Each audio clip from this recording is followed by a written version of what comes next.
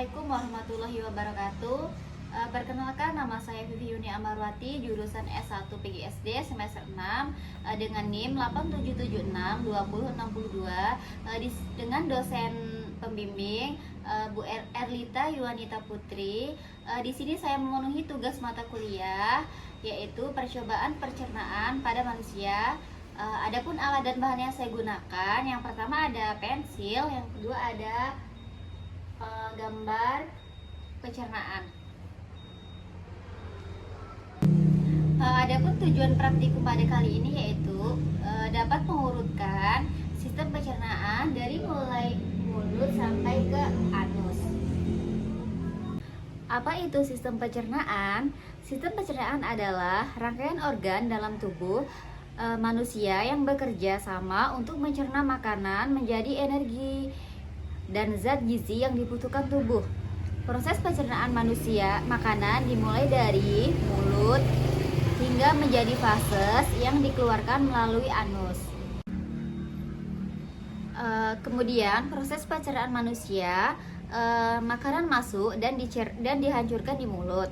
Kemudian kerongkongan membawa makanan menuju lambung.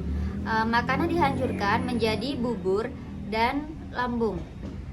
Rektrum dan anus menyimpan dan mengeluarkan fases. Kemudian usus besar menyerap air dan membentuk fases.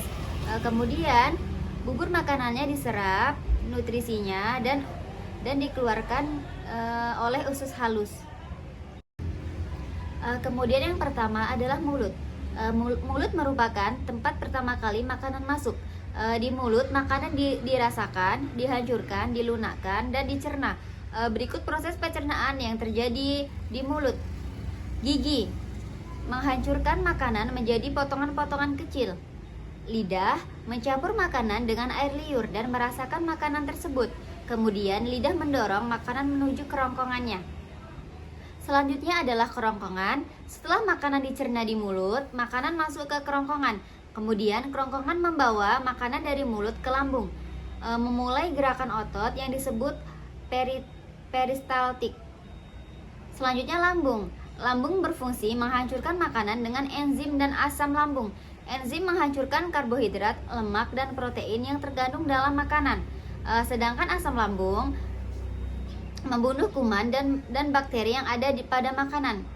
Setelah dihancurkan di lambung, makanan akan berbentuk bubur.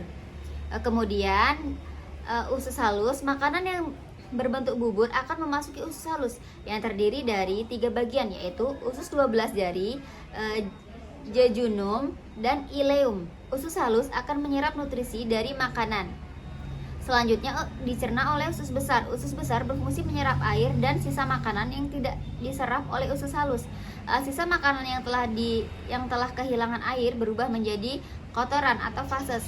Selanjutnya rektrum dan anus. Sisa makanan yang sudah menjadi fases akan disimpan sementara di rektrum dan dikeluarkan dari tubuh melalui anus.